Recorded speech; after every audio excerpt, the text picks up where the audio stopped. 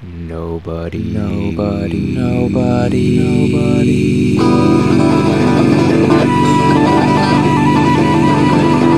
Nobody reads short stories. Hello, everybody, and welcome back to Nobody Reads Short Stories, Season 4. This is very exciting. You can listen to all of our other episodes on our YouTube channel, nobodyreadshortstories.com. And tonight we have a very special episode. This is going to be The Whisper Witch by Alex Blume. Present day. That little boy's name is Michael. He stole my book. He thinks I'm a witch, and he thinks that book is filled with spells. He's right. He's a smart kid. I'm not sure how he figured it out. As a fourth grade teacher, it puts me in the perfect position to see teeth fall out. I came up with the idea of giving out little erasers whenever a tooth fell out in class, and I said I'd give the tooth to the tooth fairy for them. I've been collecting children's teeth for ages. The first child who gave me a baby tooth is in college. No one's ever had a second thought about it. It's the most obvious thing I do, though. I keep them all, of course. There's a lot you can do if you own bits and pieces of people. The teeth are an investment. Michael might have tipped off by my parrot. Monty is a vassiparrot, which is pitch black. I figured a black cat or a raven was too obvious, but a black parrot serves the same purpose.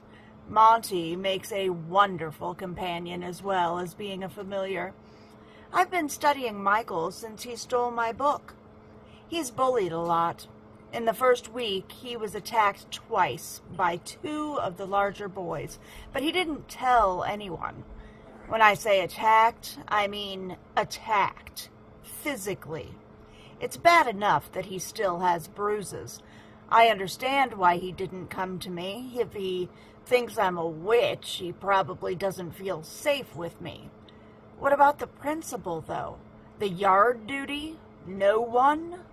As time went on, he was picked on, tormented throughout the school days. It started with the boys, but it spread to the girls, too. It's disturbing to watch. I didn't say anything because I have to admit I was effectively stalking a child. I learned that the children live in a pseudo-prison. Michael hasn't said anything because he believes that life will get worse. He's right. I've been watching the rest of the staff, too. They will do the least amount of work possible. They won't do anything unless they have to, and they do have to. They will only do the bare minimum. It's made me realize I've been trying too hard to keep my identity a secret. I have a simple plan now to get my book back.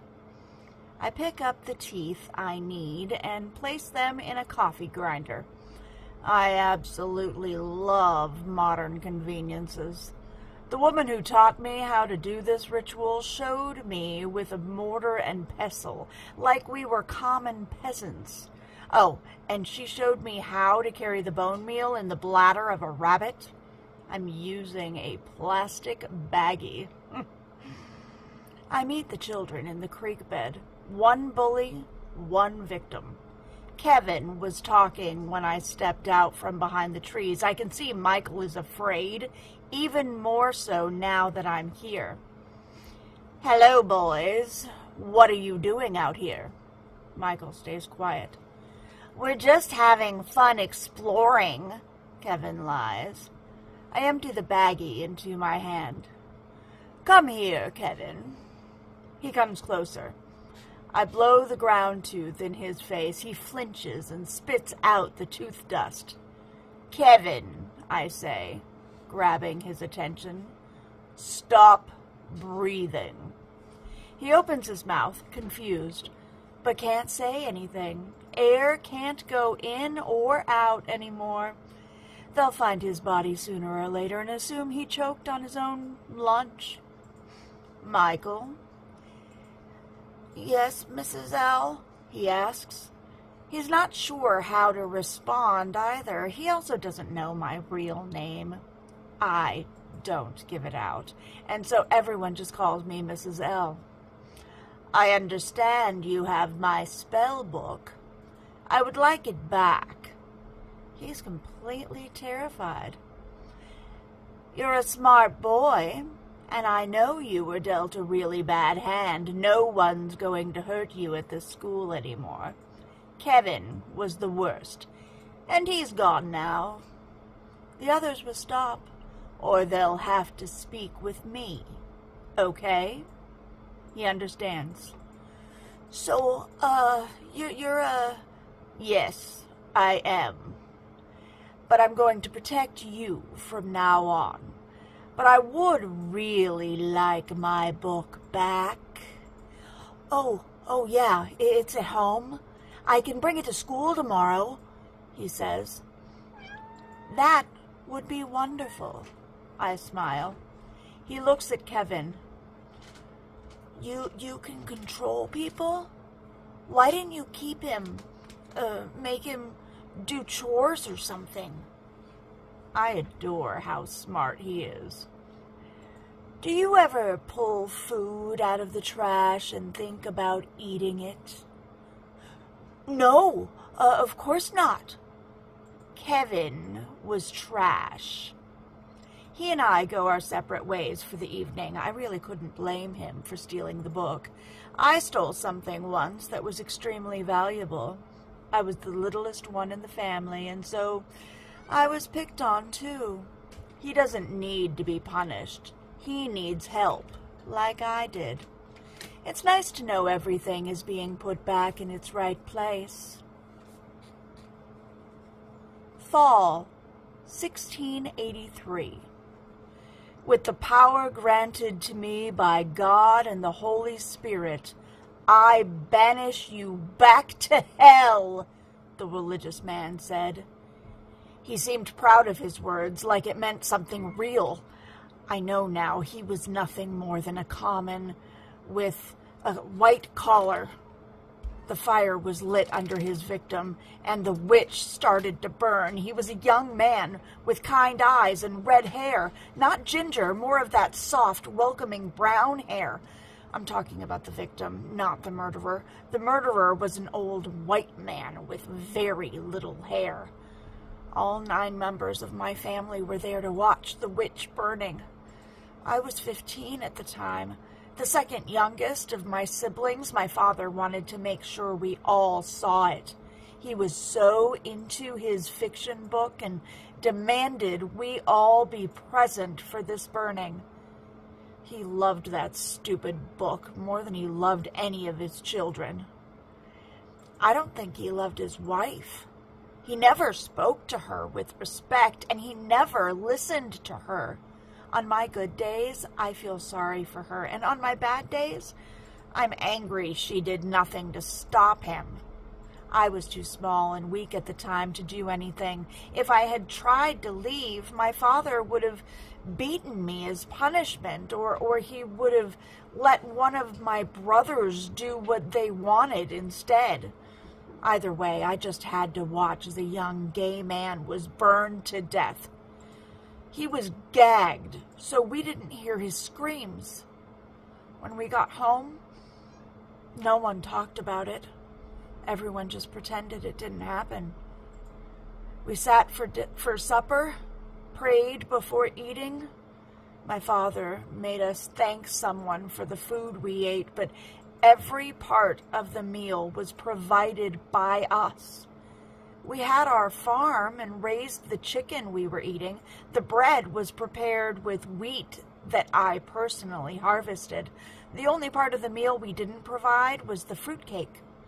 My portion of the fruitcake was snatched by my little sister when I wasn't looking, and when I tried to get it back, my mother snapped at me for trying to bully my sister like I was the aggressor. The following day, I was in the field. My father told me to hold a basket while he pulled potatoes out of the ground.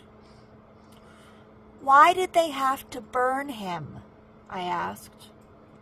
It was the right thing to do, he replied. I assumed he didn't actually know, but I wanted to press him further. What would have happened if we just kicked them out of our town, made sure they never came back? Witches are too powerful for that, he explained. They're dangerous. They could destroy us just because they feel like it. If we kicked you out, I'm sure you'd be angry with us and would want to destroy us. We can't let witches live. He was always condescending, but he made one thing clear to me. He was afraid of what a witch could do, and I liked that. He also made it clear he didn't know I would destroy him if given the chance. Nightfall came. The others went to sleep. I left. Present day. Lunchtime. A small break in the day. Michael likes to rest behind the tree at the far edge of the school near the main street. It gives him what little peace he can get. There's direct line of sight to the teacher's lounge, and while no one can see in because of the tinted windows, it still always feels like someone is watching. Michael didn't have anything to occupy his time because the school doesn't let the kids bring toys from home. So he just sits watching the cars. It's better than interacting with the others. Boring isn't so bad when you're afraid of constant torment. I've been watching him daily. He's avoiding me. He's the first one out of the class when the bell rings. He's the last one into class. He's been tardy several times. I haven't marked him as late, though. I scared him. I didn't mean to. I meant to show him how powerful I could be so I could protect him. I remember a magical creature once said, "I want a human as a pet." I realize how much I see them that way now, too. Kevin wasn't the first student I've killed. He won't be the last. When you outlive everyone around you, you stop seeing their deaths as meaningful, just another event in life. For a child, fireworks are a magical day you look forward to, but for an adult, it's an annoyance. I don't see humans as people anymore, just livestock, living day to day. A red rubber ball bounces off Michael's head. It made that rubbery bounce noise, the sickening noise that's burned into the heads of every school child. One of the other boys threw it at him. John's boredom had driven him to invent a new game. I call it Smear the Queer. You like it? John asked, bouncing the ball off Michael's head again. It didn't hurt that much, like a mild slap. Obviously, it hurt him emotionally. Michael didn't want to ask him to stop. What would be the point? If anything, that's what John wanted, some kind of begging. The ball bounced off Michael again. 3 points. I get a point each time I catch the ball. Michael looked to the teacher's lounge. Maybe someone's watching. Maybe someone will shoo John away. John wouldn't actually be punished because boys will be boys, but at least he could get back to watching cars in peace. The window was open. Michael saw Mrs. L. Me, standing there in the teacher's lounge. I'd watched the whole thing unfold. I opened the window so they could both see me. Maybe John would see me too and skitter away to avoid punishment. I didn't want to get involved. If I had scared Michael, I wanted to give him space. I wanted to not upset him further.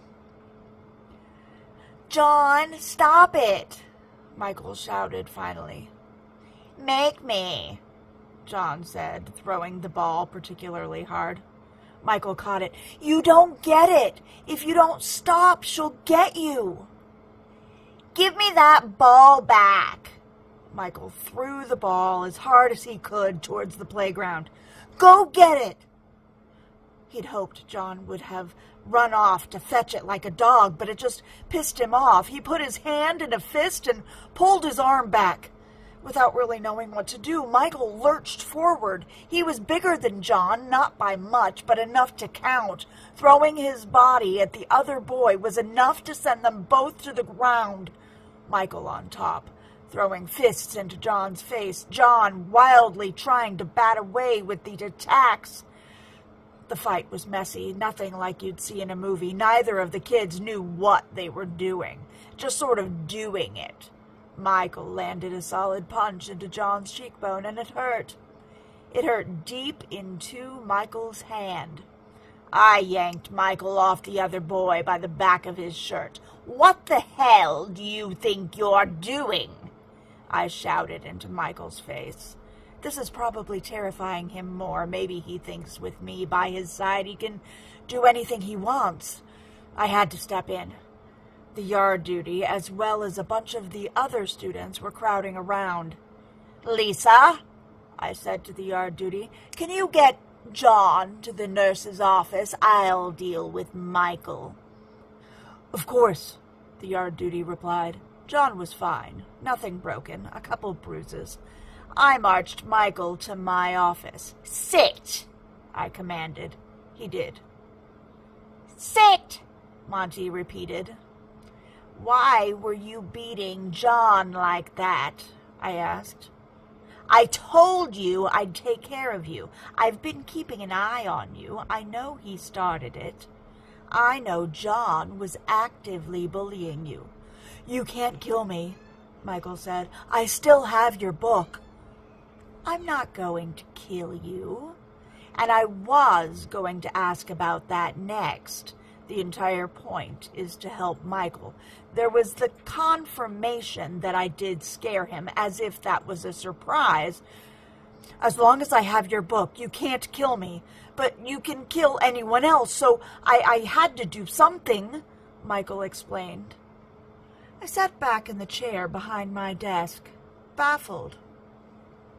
"You were sacrificing your own safety to protect John." Michael stayed silent. "Why?" Again, Michael had nothing to say. Well, first off,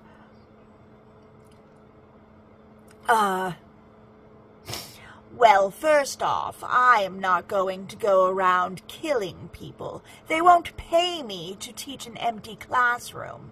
Second off, why? John's not worth protecting. Michael looked away, just trying to disconnect himself from the situation. "I have to call your parents. What do you think they'll have to say about this?" "Gary and Karen won't care," Michael said. I already had the phone in my hands when he said that. I stopped. "You call your parents by their first names?" Michael shook his head. "They're not my parents. It's a foster home." Fall, 1683. 6 miles is a long way to walk, especially for a 15-year-old in the middle of the night. I remember being far more worried about one of my family members following me than a wild animal. I was too brave for my own good. The boy who was burned? He wasn't actually a witch. It was obvious. I'm sure the whole town knew. I don't know for why no one said anything. Looking back, I assume none of them ever actually questioned a thing about their lives. There were a couple other people that had been burned. One of them was a witch because she was caught sleeping with the con man's son, and they weren't married. All of the witches seemed to be normal people, except for one, an older woman who lived in a home deep in the woods. She only came to town every couple of months. Didn't say much, but she was caught collecting wild mushrooms, and she was carrying bones from small animals.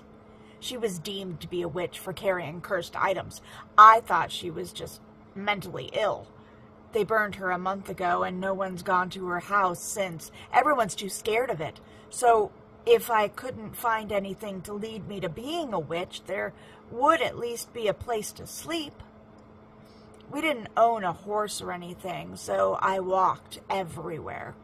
When I finally found the house, I wasn't winded. My legs were used to the constant walking, but I was still relieved to be inside. The door wasn't locked, so I let myself in. Pitch black. I found a candle. I brought flint and steel. I was good at starting a fire. I did it often back home. When I had some light, I got a better look at the place. It was far nicer than I had expected. I assumed it would be a gross hut with dead animals spread everywhere. It was clean, like one would find a rich person living in, except there were cobwebs in a bunch of the corners. "Hello," I called out, hoping no one would answer. No one did. The spiders confirmed it for me. No one had been here in ages. I wandered around the house. Nothing really interesting jumped out, other than the fact that one doesn't see a house as upscale as this outside of cities. It was incredibly normal. None of the floorboards creaked. That wasn't true. There was one board that creaked in the back room. That raised questions. It meant there was space under that board. The rest would be solid against the ground. I got my hands and knees and I inspected it. The board moved for sure. There were scratch markings. The nails had been removed and put back several times. It was so exciting. I'd found something. The steel I'd brought made a nice wedge, and I was able to pry out the nails. They weren't loose exactly, but they also weren't held in tight either. I moved the board away and set it down gently. I felt like I was being watched and judged. A wooden box was nestled inside a compartment under the floor. It was carefully engraved with vines and leaves. In the center was a carved flower. Opening the box, there was a book. It was filled with characters I didn't recognize and diagrams that I couldn't figure out what they meant. It fascinated me. It's the same book that a couple hundred years later, Michael would steal from my office when I wasn't looking. While flipping through the pages, I closed the box and put it back in its hiding spot, but when I tipped it over, I heard a thunk. Something else was in the box. A small, flat velvet bag. It felt like there was a 2-inch coin inside it. I opened it and pulled out a glass token. It had 3 eyes on it. I had no idea what it meant. "Who are you? Where did you find that?" a feminine voice said over my shoulder. I screamed. I clutched the token and the book and fled to the wall. If my heart had been any weaker, I'm sure I'd have died right then from a heart attack. It was a fairy, standing there with gorgeous, shimmering blue, pink, and white wings. She wore an evening gown, but the bottom of it was frayed from dragging on the ground too often. She had a friendly smile and adorable ears. She stood as tall as my oldest sister. The whole experience might have been fun if it weren't for the fact that she was illuminated by one candlelight.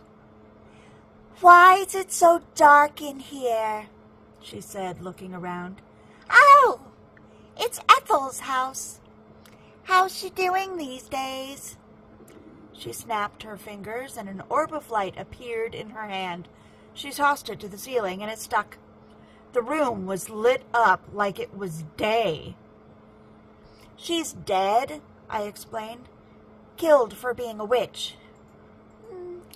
"Pity. I liked her." She put her hands on her knees.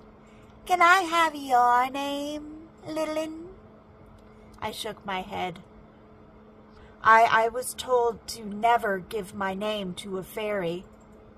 Her smile changed just a bit. That friendly facade melted off and was left with a smile like she'd found a worthy chess opponent. She sat in the chair on the other side of the room with her legs over the armrest. So, what is it you want? I don't understand. You summoned me here. Didn't you want to make a deal? Magic for something trivial? I stammered a bit. I didn't summon you. That glass disc you're holding, it's a fairy favor. Touching it summons the fairy who gave it out. Although I owed Ethel a favor, not you. Can I have it back? She said, reaching out her hand. I slipped it back into its velvet pouch. She smiled again, loving my reactions. At the time, I really didn't understand it. I thought she was warm and welcoming. I know now she was playing games, and she was much better at them than I. What do you want? I asked. You said you'd make a deal, but what do you want? If you could have anything from a human. She sat up. I don't think anyone had ever asked her that before, demanding their own needs first. She flashed across the room and was nose to nose with me. Can I be honest with you? No judgment? I nodded. I want a human child, like as a pet, she said. I shrugged. Sorry, I don't have any kids to offer. But you'd give me your kid if you had one? She beamed. I thought about it for a moment. I was too young to really take in the importance of the question. I guess. Maybe. I don't know. She thought really hard for a moment. I have an idea. What about your first child? Can I have your first child when you have it? She was so excited to ask, like she's always wanted to ask, even if she was rejected. She just wanted to have the words come out of her mouth. Well, what do I get? What do you want out of life? She asked. I smiled, excitement building. I want to be a witch. She frowned. I can't make you a witch. Oh, but I can tell you where one is. She's super nice. I'm sure she'd be happy to teach you. I'd like that, but I don't think that's worth my first child. Looking back, I'm really proud for standing up for myself in a bargain. I've always thought dying was kind of stupid. Can you make it so I can't die? And there it was, the most genuine smile I'd seen out of her. She was downright giddy. Yes, she squeaked. But that's a lot of magic, because that's giving you unlimited life. So I think it would be only fair that instead of your first child, the deal should be for all your children. All my children for unlimited life? I stated plainly. Done, she said, stretching out her hand. I shook her hand in agreement, and I felt a tingly sensation enter my hand. Purple light burst from my eyes, mouth, and ears, and then faded away. It felt good. Really good. There! You can't die now. You'll still age, so you might want to worry about that a bit. Maybe learn some witch magic to stop that. Oh! She said, waving her hand in a weird magic way. She pulled a small rolled-up scroll out of the air and handed it to me. Here's a map to the friendly witch I know. You can consider the map a friendly gesture. I'll be back when you have your first kid. And before I could say anything, she was gone, vanished in a puff of blue smoke. The light on the ceiling slowly faded and then disappeared. I was left with the candlelight again. Present day. Michael has warmed up to me a little. I told him he could return my book when he was ready. I've effectively memorized the entire thing. It's more of a sentimental value and a few recipes that I want out of it, but I think it's far more important that he feels safe around me. I considered erasing his memory of Kevin. The more I thought about it, the more it felt like he was just returning to the general population. It feels more like death than actual death feels.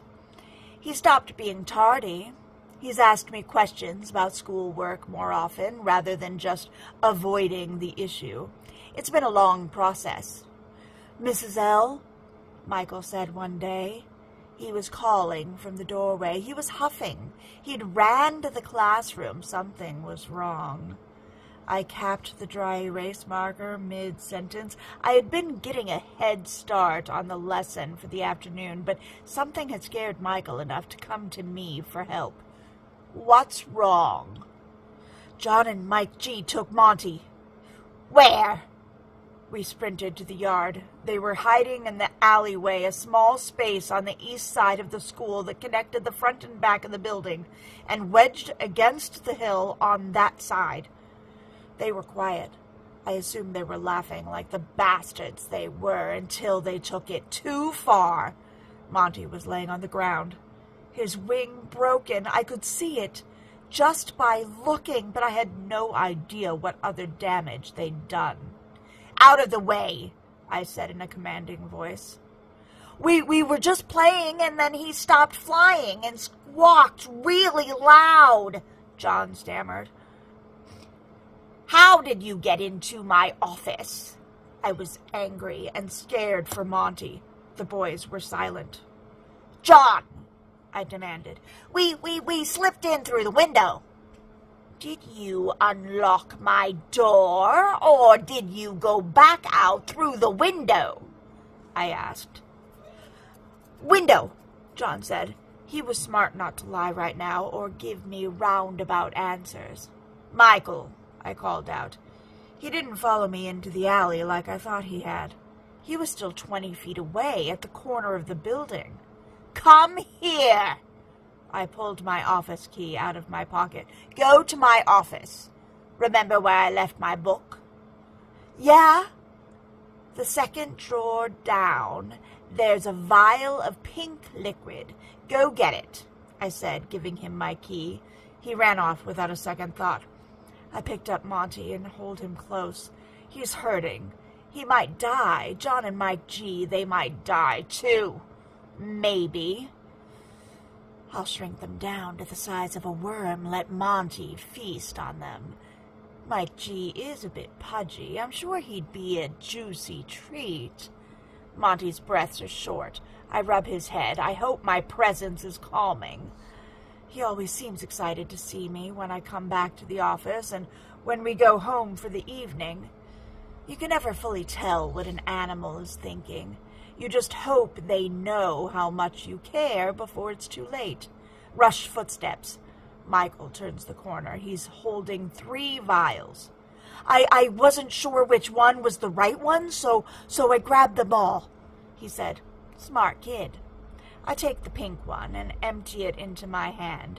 It's barely a liquid. The consistency is similar to shampoo. I haven't had to use it in an emergency before. I usually keep it around for scratches and paper cuts. In those cases, I use a cotton swab to get it out of the glass vial. I'm able to get enough out and rub it into Monty's wing. He's small, so fixing the wing was possible, but still took a moment. Whoa, Michael said. I hadn't thought about hiding this activity. I'm usually so careful. Monty's well-being seemed to override my own. Monty's wing flaps to life. He is put on my shoulder and acts if nothing happened. Michael is by my side. My attention is on the other two boys. But Michael is flickering back and forth between them and me. "Don't ever enter my office again," I say, in the sternest voice I can. If the boys have any sense in them, they'll hear the undertones of my voice that clearly convey I'm holding back. Yes, Mrs. L," Mike G says. John stays silent. I'm not sure if he doesn't understand the situation or if he's scared. He'd better be scared. "John, did you hear me?" John tries not to look me in the eye, but he's also scared not to. I can see he moves his eyes, but not his head. He's trying not to make any sudden movements. "Yes," John says clearly. "Good. Both of you head to the principal's office. I'll meet you there in a moment." They leave. "Mrs. L," Michael says. "Yes," he stammers. Are you going to kill them?" "No," I respond, "but I would like to." I would have if I were you. Monty didn't deserve to have his wing broken. Michael values the life of an animal over his own. He would have sacrificed himself for a bully, but thinks the bullies should be sacrificed for a bird. I agree in Monty's case. "Can you teach me to do that?" Michael asks timidly. The question actually broke my attention from how angry I was. "What? You want to learn how to kill them?" No, he says. "I want to know how to do the pink stuff. How you fixed his wing." I'm still holding the vial, and my hand has some pink goo on it. "Yes, it's easy." The lunch bell interrupted us. "I can show you tomorrow during lunch. We'll meet in my office, if you're okay with skipping time on the playground." "I'd like to learn," he says. "I look forward to it."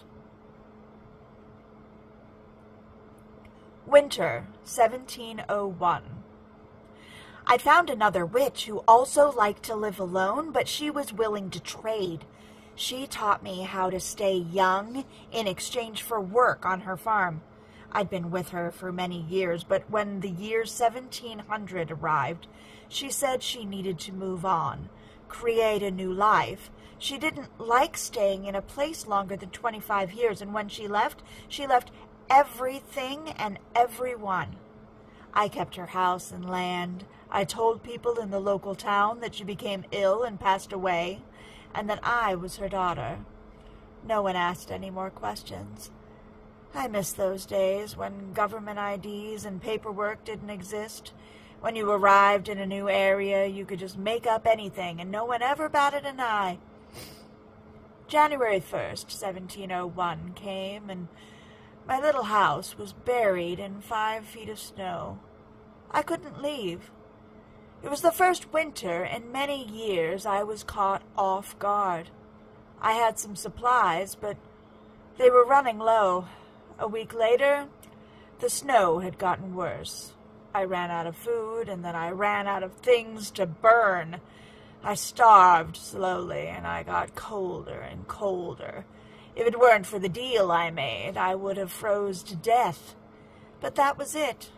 I no longer had the ability to die, so I just ran so cold I fell to the floor and wasn't able to move.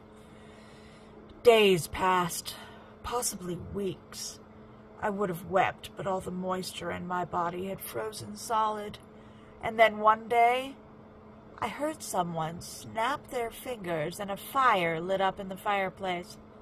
They rolled me over like one would roll a barrel to the fire. I couldn't see them because my eyes had frosted over. I heard them speak before I fully thawed out. "Where's my baby?" she said playfully. "The fairy." She fetched a sheet from my bed and fashioned a tent around me that enclosed me with the fireplace. "That was nice of you," I said when I finally got my ability to speak back. I made sure not to say the words thank you, as I've heard that a fairy would see that as agreeing to being owed a favor. You must be famished. Would you like me to make you something to eat? She asked. I was starving. I hadn't eaten in days, but I also knew never to eat something a fairy gives you. I think my stomach has shrunk too much to eat anything. Are you pregnant yet? She asked. I'll be honest. I don't know how the whole not dying magic works on the baby of a pregnant woman, so it might be dead if you are. I was able to sit up and rest against the stones on my fireplace. I felt like I needed more rest, but I actually needed to move. My body was stiff from not moving for so long. I'm not pregnant, so we don't have to worry. The witch you introduced me to had a rule to not let people over to the house, so I haven't had a chance to meet any bachelors. It's my house now, though, so I'm sure that'll be changing soon. I've made 7 deals for children. All the others were smaller deals, so those 6 were just for their firstborn, except this guy, Joseph. I get his second child. But, I got my first delivery of a child a week ago. I got my first kid. It was so wonderful. Her energy was too much for me, but I was just so thankful for the fire. Do I get to meet this child? I asked. Meet it? No! What? It was a week ago, she said, extremely confused. I tried to stand up, but my body wasn't ready yet. Didn't you want to have them as pets? Yeah, she said, still confused. Is that the right word? You know, like a cow or a pig or chicken. Those are livestock, not pets. We keep those animals to eat them. You're thinking of a dog, where we keep those as pets. They live in the house with us, and we take care of them. They take care of us. Oh, she says. Then I meant I wanted a kid as livestock. I finally stood up, more out of self-preservation than out of a need to move my muscles. My relief from the fire was gone, and it had been replaced by fear. I think I like eating adults better. The bones are better developed, so they taste better texture. I grabbed the sheet and ripped it away. She looked at me with a grotesque smile, filled with sharp predator teeth and solid black eyes that shined like glass. But the kid was easier to cook. The muscles, you know, the actual meat. It wasn't as tough. You ate them? You ate a kid? You're going to eat my children? Her eyes faded back into the friendly human eyes. Her teeth retracted back and behind a set of human-shaped teeth. Yes, of course. Why else would a fairy want a child? I tried not to freak out. We could keep chatting after that. I wasn't comfortable for the rest of the night. I almost wished I could go back to that frozen death rather than exchange pleasantries. I avoided courtship as much as I could until I found a way to sterilize myself. And even then I found dating to be more of an inconvenience than anything else. I'd had boyfriends and flings, of course, but it just never really seemed fulfilling. The fairy in a princess dress checked in on me from time to time, asking when I was going to have a child, like a mother expecting a grandchild. I think at first she was disappointed, but as time went on, it became more of a tongue-in-cheek question, Maybe every decade or every other decade I saw her. Centuries ago, I was disgusted with her. Decades ago, I was annoyed. But now, I view her as a friend. Like the only one that understands me. And I can actually talk to. She seems to like my company, too. Each time she visits, she seems to stay a little longer. About 10 years ago, she even let me visit the fairy realm with her. And she even warned me about all the possible things I could do wrong. She confided in me that she was young and didn't really know what she was doing when she made a deal with me. Now she doesn't make such blatant mistakes. I don't know when the sadness started, though. I got to an age that I really wanted to be a mother, but I couldn't bear the idea of shipping a child off into the oven. Back in the 1920s, I looked into becoming a teacher. I found a certain contentment in helping students grow. I've watched many of them die. Just grow up and pass away. I'm glad I made the deal I did, but I think the downside became a silver lining.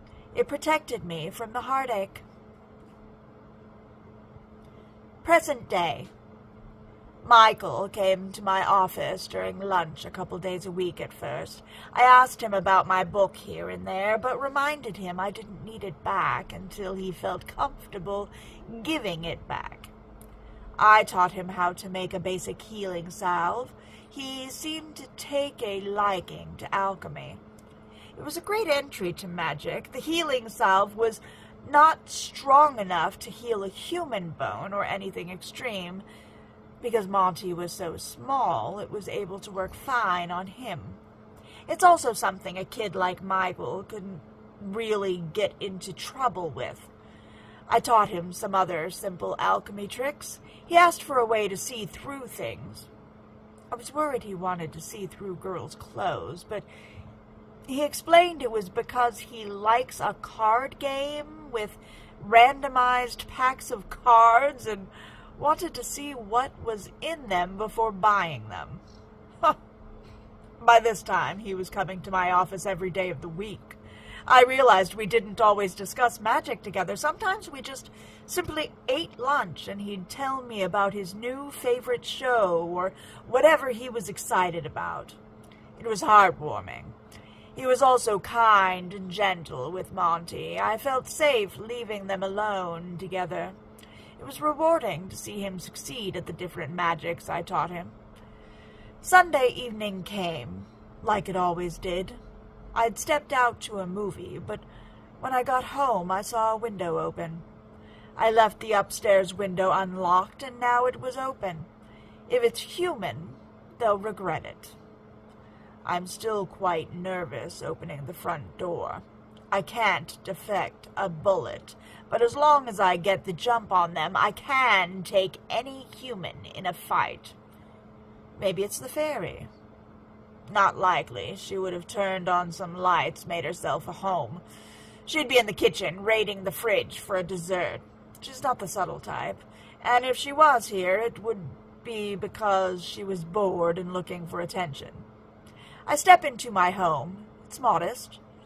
I decided not to get one bigger than I needed, so I'm immediately in the living room. I bring a freezing spell to my fingers. Something moved on the couch. Light switch. Attack hand ready. Michael? I yell. He waves up with a jolt. Ah! My spell dissipates. He was sleeping on my couch. What are you doing here? How do you even know where I live? I'm not sure if I should be angry or scared. My home has been breached. He looks a little scared, maybe guilty. I memorized your address off some mail in your office. I didn't know where else I could go. The other guys that I live with smashed up a bunch of raw eggs in my bed and then tied me into my bunk to try and make me sleep in it. I just couldn't take another night of sleeping there. I sit next to him and put my hand on his back. I only wish I could comfort him more. I'd probably be doing drastic things too, if that was happening to me. If it were up to me, I'd let you stay the night and then worry about it in the morning, but it's not up to me. I have to take you home. What? He says, shocked. Please, I can't go back. Michael, I say in the most teacher voice I can, there are legal issues with children and knowing where they are. If I let you stay here without your foster parents' consent, I'd be breaking the law, and neither of us would benefit from that. His lower lip quivers. Tears form. I do everything I can to hold back my own tears. I feel for him so much, but I know the right thing to do is to take him home. My hypocrisy dawns on me while driving. How I ran from home, and the only thing I was truly afraid of was returning. And now here I am, driving someone else who's terrified of their home. I'm sorry, he says, breaking the silence. He's been looking out the window the whole time while sitting in the passenger seat. I understand how hard it is to grow up. Doesn't matter if you're growing up in a time when you could be burned for being a witch or growing up with cartoons. People can be terrible to each other. We arrive and I walk him to the door. He refuses to walk inside, so I knock on the door. It's just past 11 at night. The foster parents probably don't know he's gone yet. What do you want?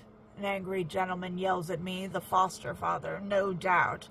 I gesture at Michael. I believe this belongs to you. Mike, I explain. He said the other kids tried to make him sleep in a bed of broken eggs. He snuck into my house and wanted to sleep on my couch. He turns to me. I'm sorry. That little brat is always causing problems. I don't believe him. What do you mean? When the other kids beat up on him, he never fights back.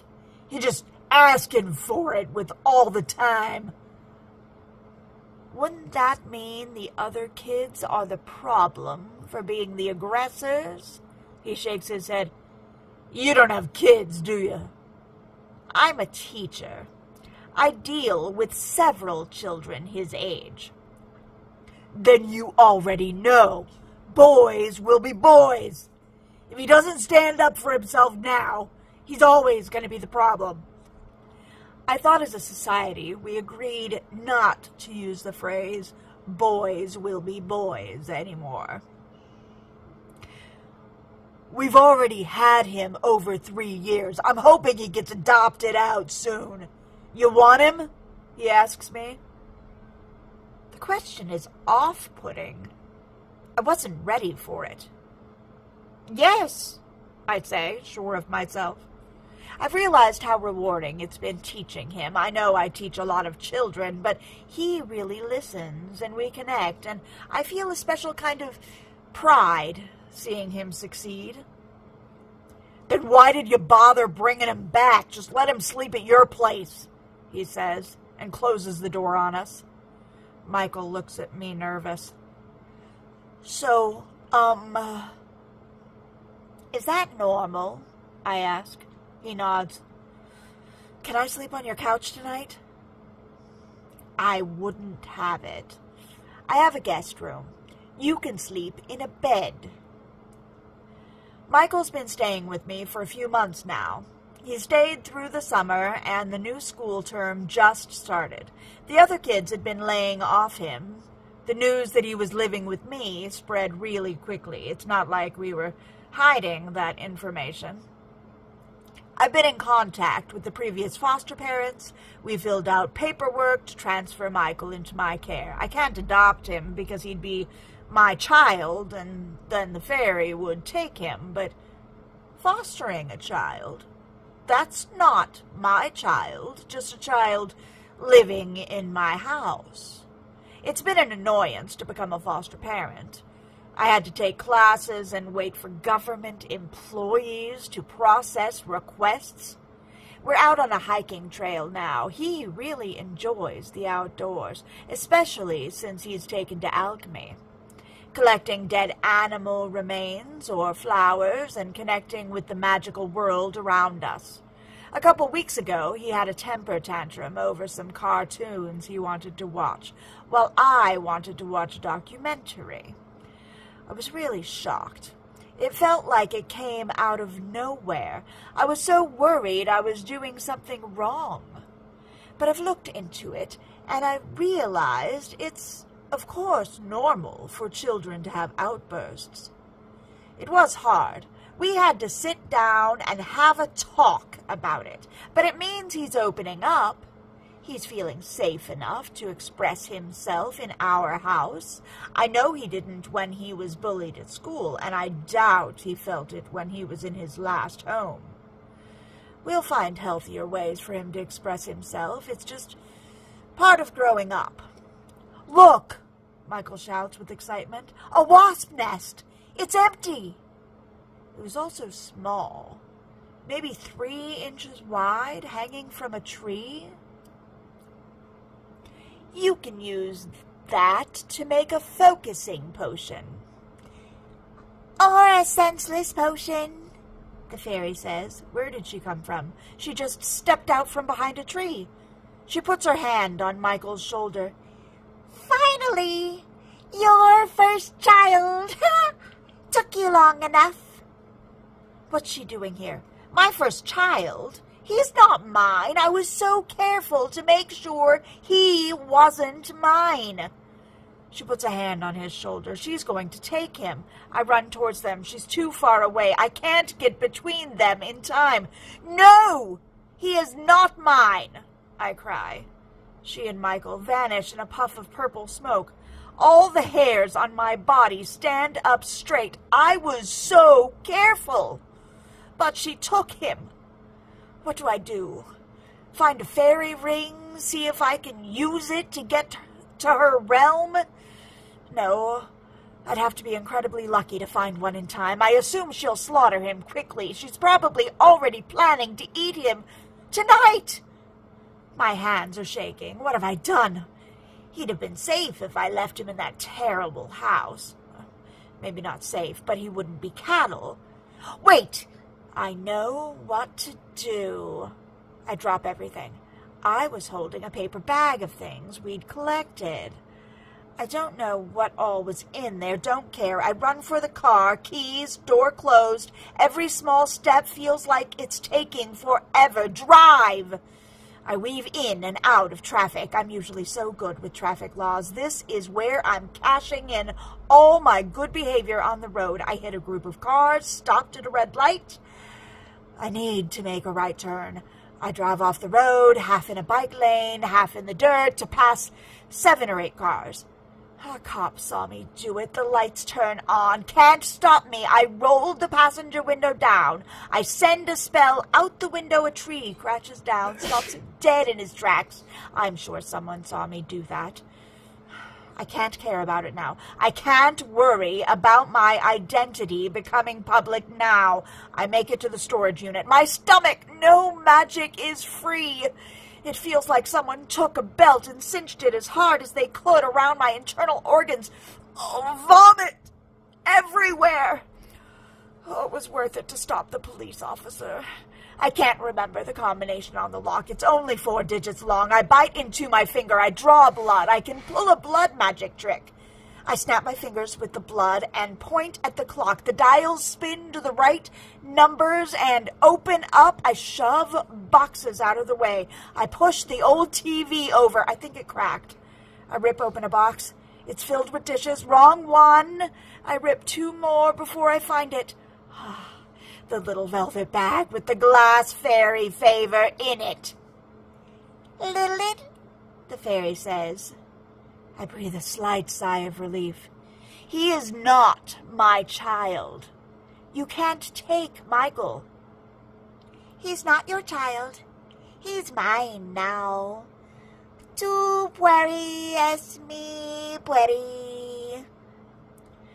You're mixing Latin and Spanish. She gets all flustered. You humans have like 7 languages. How am I supposed to keep them all straight? I mean, he wasn't my child before you took him. I very specifically didn't adopt him, so he wouldn't be mine. She pulls a folded paper out of thin air. Oh, you're so close! The foster care papers. Certified today. I assume it was about 20 minutes ago. It lists me as Michael's foster parent. His birth parents are unknown. As his foster parent, you're acting legal guardian. He was yours. Now he's mine. But that still didn't make him mine. Legally, he belongs to the state, I demand. There's that smile from her, that chess player's smile. The next words out of her mouth are checkmate. But you love him as a mother. The blood drains out of my face. I can't argue. More than his birth parents and more than his foster parents, I love him. I thought we were friends, I say in desperation. Do human friends not hold to their agreements? Please, I beg. I have never felt more scared in my life, never more helpless. She smiles.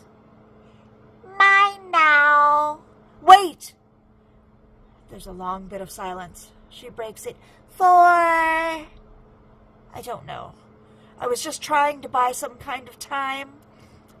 Of course we keep our agreements with friends. We are friends, right? I ramble to buy more time. Yes, I enjoy meeting with you, she says, like she's not planning on devouring my young. Then, as a friend, you'd be willing to make a new deal with me, right? Her eyebrow raises. I know what I want, she says. I want your life. It makes sense. She told me she likes eating adults more than she likes eating children. Michael would be safe, I ask. Is that the right question? Shouldn't I be caring more about my own safety? She shrugs. I can't promise that. Obviously, he's a kid. They always do dangerous things, like climb trees and stuff. You'll free him? She smiles and nods. Yes! I don't know if this means death. She'll own me. Maybe she can kill me. Maybe I still won't be able to die and she'll eat me forever. I don't know what's going to happen. But I don't know there's no way I could live with the guilt if I caused Michael's death. My life for Michael? I reached out my hand. I'd make that deal. I've lived long enough. At least that's what I keep telling myself. She grabs my hand. Deal! I feel that same warm, good feeling I felt before.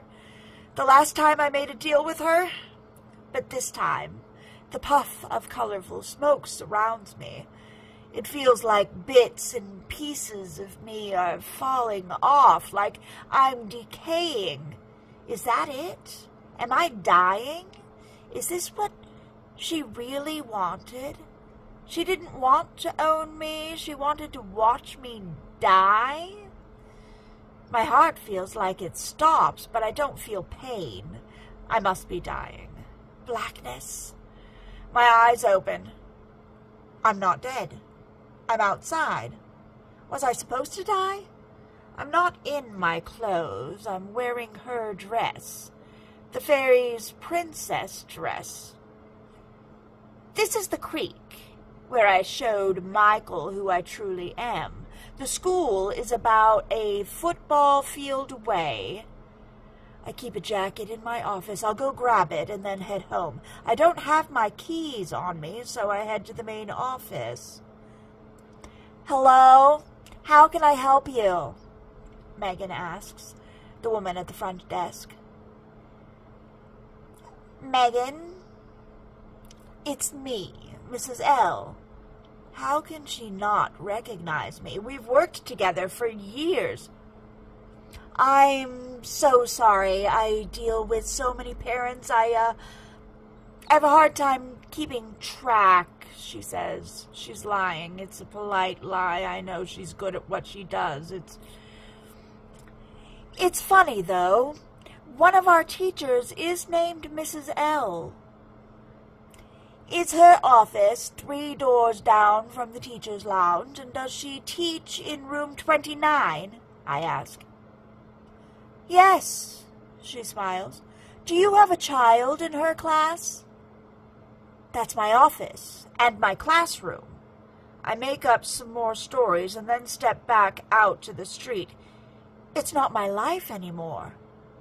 That's what the fairy took.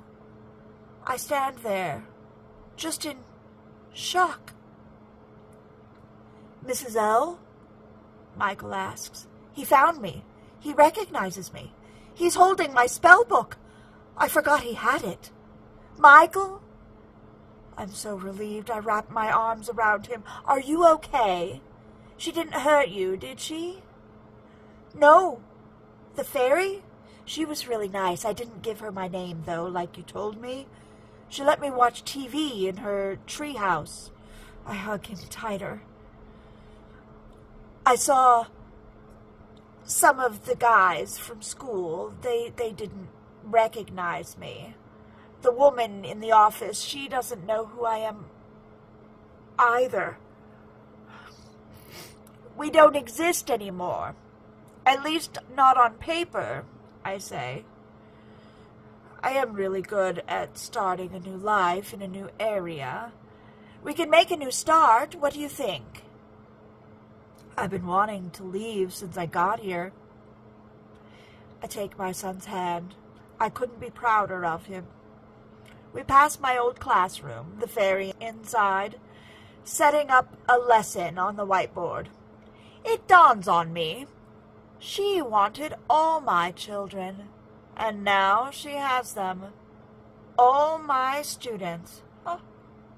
It may have taken me a couple centuries, but it looks like I finally delivered. I find it silly, though. I thought it was just raccoons that like to eat trash.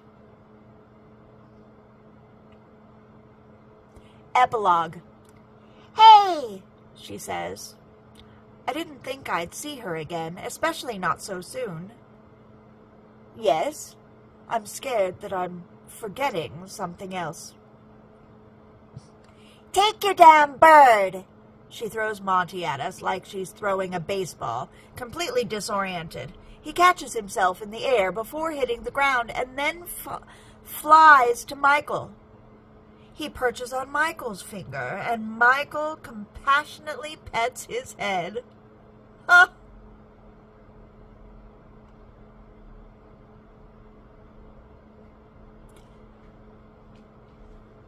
End scene.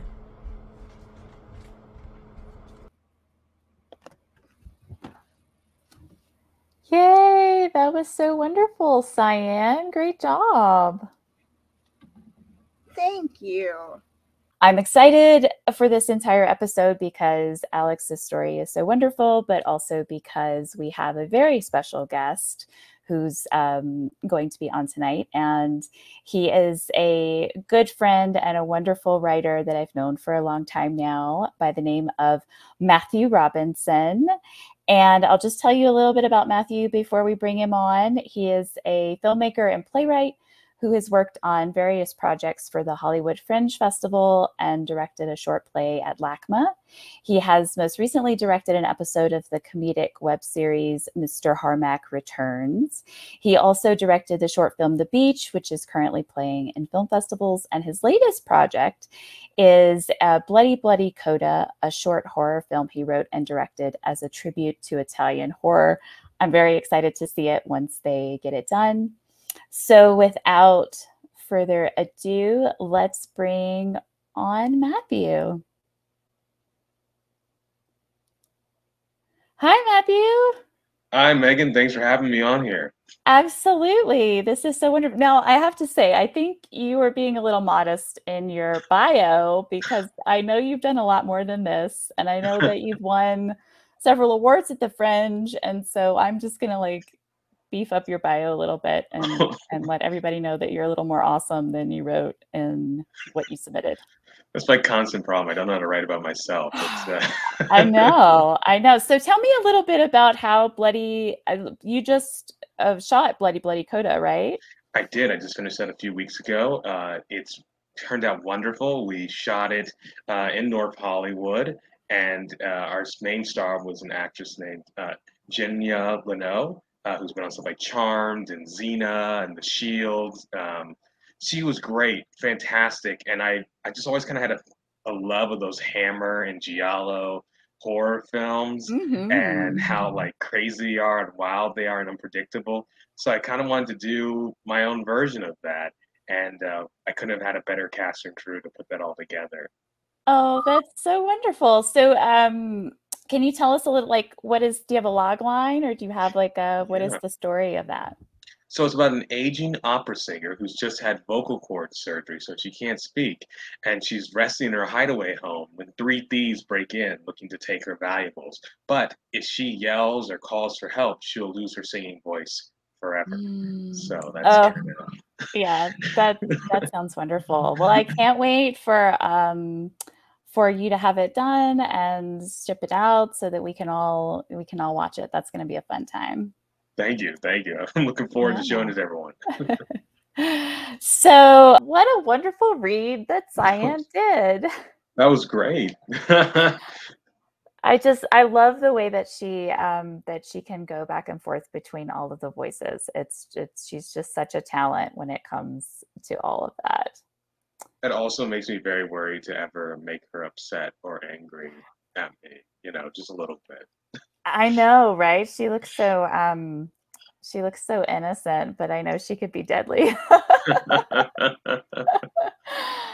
All right, so we have the writer Alex Blume with us tonight, who Matt and I both know from our writers group. So before we bring Alex in, let's give a little intro. So Alex Blume grew up in California and received a degree from CSU Northridge in cinema and television arts with a focus in screenwriting. He has a passion for storytelling and the intersection between horror, fantasy, sci-fi, and of course, the human condition. You can find all of Alex's work at disturbedlore.com, and the story that you just listened to is available on Amazon. So without further ado, let's bring in Alex. Hello, hello. Thank you so much for having me. Hi, Alex. Thank you for being here. We're very excited to have your story on the show. So let's just dive right in. Can you give us a little bit of what was the impetus for you to write this story? Yeah, absolutely. So I've been running like a horror animation channel on YouTube for a while, and I've been doing a bunch of stories through there. I'm going to try and not make this story too long, but I hire people to do voice acting. I hire people to do illustrations, basically all the stuff I can't do. I hired a woman to voice act and read another story called The Boogie Boy. She did an excellent job, and I got to talking with her, and she told me just kind of this weird story about, as a kid, they always thought that her teacher stole their baby teeth and stuff like that, and they thought she was a witch. And I asked her if I could write a story about it. And so when I did that, that's like the first chapter of this book, a short story. And then after writing that, I turned that into an animated video.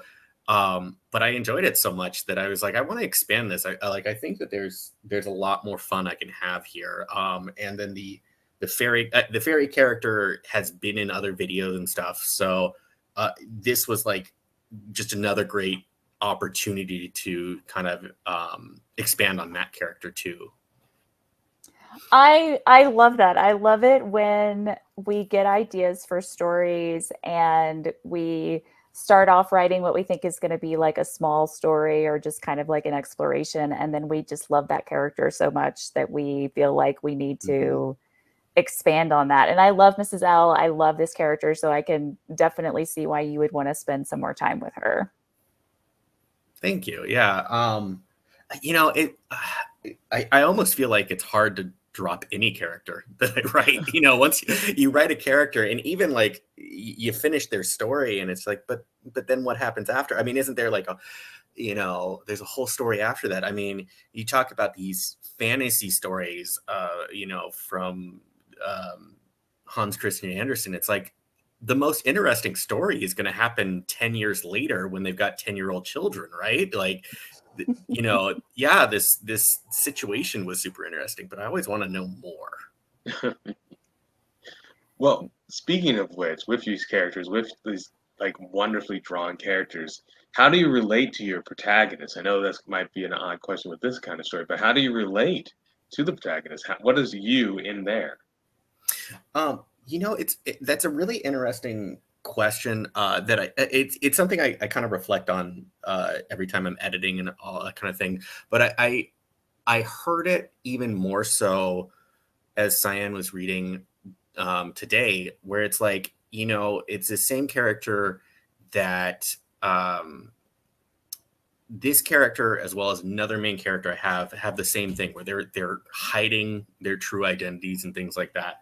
And I'm part of the queer community, and it's something that it's like, even in just normal everyday work life and everything, sometimes you have to hide it. Sometimes you unintentionally hide it. Sometimes you just, I mean, sometimes, you know, you can be out and open about everything, but it's still, a lot of times it's not other people's business who you are. And it just, you know, just to survive in regular society can just be an issue. I mean, I know that even when I was, you know, I relate to Mike. I keep pointing the actual like paper copy of the book is right next to me. That's why I keep pointing to it.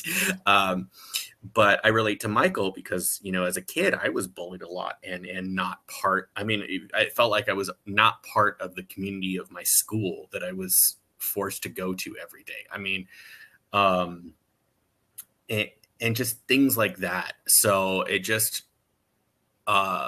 it makes, you know, the things that I was into then, I was into Power Rangers, and I moved to a school that was not at all into Power Rangers. So suddenly I was a horrible outcast that nobody liked, and things like that. And it's like, so I know the feeling so deep of pretending not to be who you are just so you can get through a day in life sometimes, you know? Mm-hmm.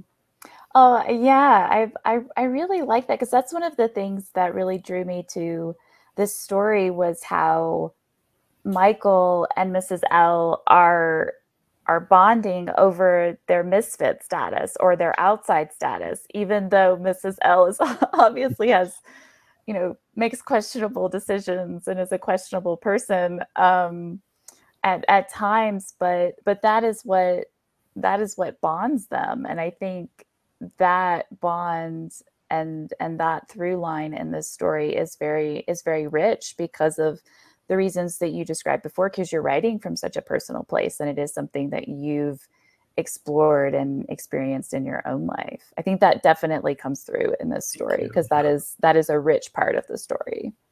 Yeah, thank you so much. I mean, that's heartwarming to hear. Thank you. I appreciate that. Yeah, no, thank you for sharing that. Yeah. Do you feel like the fairy is the antagonist in this story? That is that is a good question, actually, now that I think deeper on it, because I love stories where the antagonist is not someone you expect.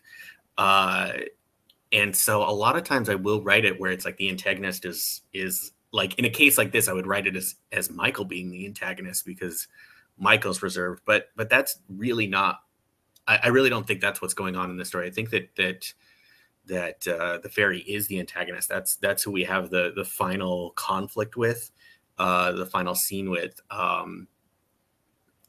Oh, it makes me think, because I love stories where you kind of like flip on its head what you think of as an antagonist, because immediately when you hear the word antagonist, you think of like comic book supervillain or things like that. You know, the first one that comes to mind is there's The Sixth Sense, which I'm sure we've all seen. The antagonist in that is the little boy.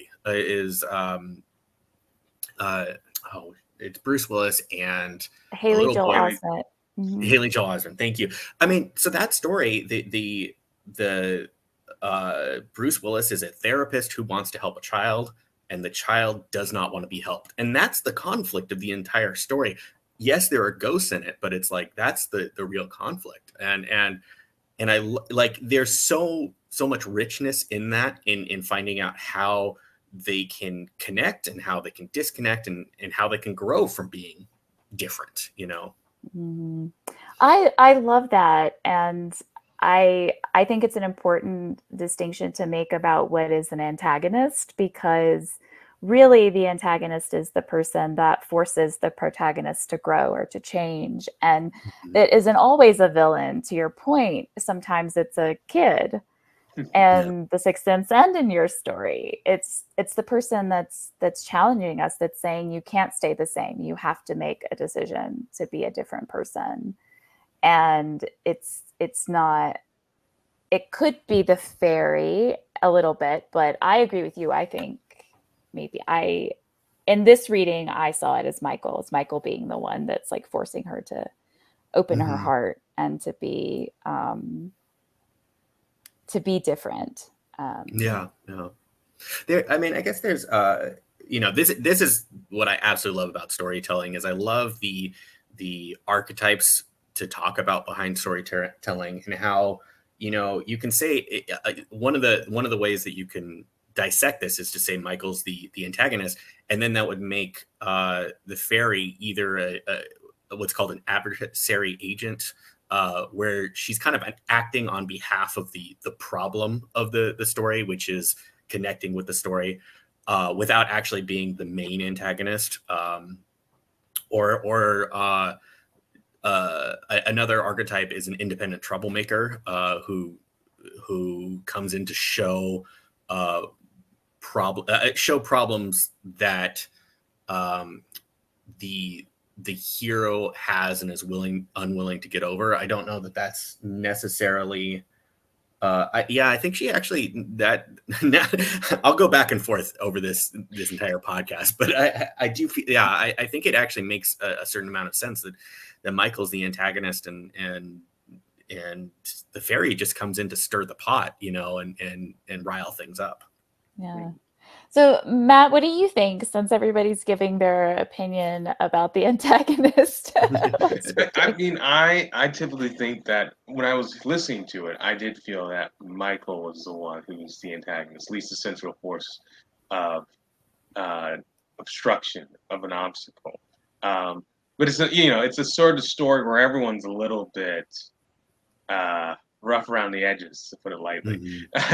Everyone's got a couple of dark secrets in the closet. So, and I love stories like that. I love stories where you're not quite sure who you're supposed to be rooting for, and yet you just kind of keep watching because you're so fascinated by their code, their methods. Not that your stories are similar in this way, but it kind of reminded me of like Nightcrawler with Jake Gyllenhaal from Tony Gilroy, where everyone's kind of out for themselves. Everyone's doing something a little nasty, a little mean, but you're so charmed by them. You're so charmed by the method and their odd sense of professionalism with the horrible things that they do. And I think you have characters here who, even though they're maybe not the most, they may be a little unsavory, they're all very interesting. I want to spend time with them. I like spending time with them. And I find that to be fascinating with your work. Thank you. One thing I wanted to ask you was about, what did you find the most difficult about writing this story? Like, what was your biggest challenge? This one was not hard to write. I'm finishing up another short story that I'm going to publish on Amazon as well. That one was hard to write, and I don't. This one, I kind of sat down and outlined it, and then just got to work. It really, I mean, it was this one wrote itself. I don't know why, and I don't know. I wish I could explain it, because if I could explain it, I could replicate that and write more. But no, this one really just moved through. When I get done with like a first draft or second, or in the draft process of going through, there's on a typical story that I write, I probably write 3 times as much words that actually stay on the page. Because part of it is just kind of like exploratory writing. Some of it is, since I don't have an outline, then I'm going off in different ways and different things, and I don't even know what the story is before I really latch onto something. This one, I mean, maybe like 25% more words were originally in this that I took out, but it really and that's just with editing and writing, writing first drafts and second drafts. So, God, I wish I knew you're driving me nuts now, because I really wish I knew the answer to that. That's a good problem to have. I feel like if to have that experience with a story where you just sit down and it flows out of you, and you have more words than you need, and you can make those delicate edits, which I think you did very skillfully with this, and have that finished product. On the one hand, it's very nice, but as a writer, I know on the other hand, it is infuriating, because you do think like, if only I could replicate this, if only I knew of a blue fairy that I could, had a wish that she could give me. But I that's don't need great. a firstborn, I swear. Oh, well, that's great. Is there anything else, Alex, that you would like to say about the story, or that you would like to tell our listeners? I'm glad I'm saying this last. This is actually the second book in kind of the same canon of stories. I have another book called Green Eyes that's on Amazon. That's kind of the first book that I released for that's set in kind of the same universe. I don't believe any of the characters are in both. That may or may not be true, but it's definitely and this is one of the things I'm glad that I'm saying it so late, is I don't want anyone to think that you can't read them, you have to read them in a certain order or anything like that. So I love expanding universes, and I love working that way of telling more stories and telling stories with other, with characters that were maybe a minor character in this story, and learning more about them. So the next one that I have out actually focuses a lot more on the fairy and her mother. And so that's a lot of fun. And then I'm working on book 4. Wow, that's amazing, Alex. You're such a prolific writer. You just keep turning them out. That's amazing. So all of Alex's work can be found on Amazon, and can they find you through your website, disturbedlore.com? As of today, it currently only just links directly to my YouTube channel. Okay.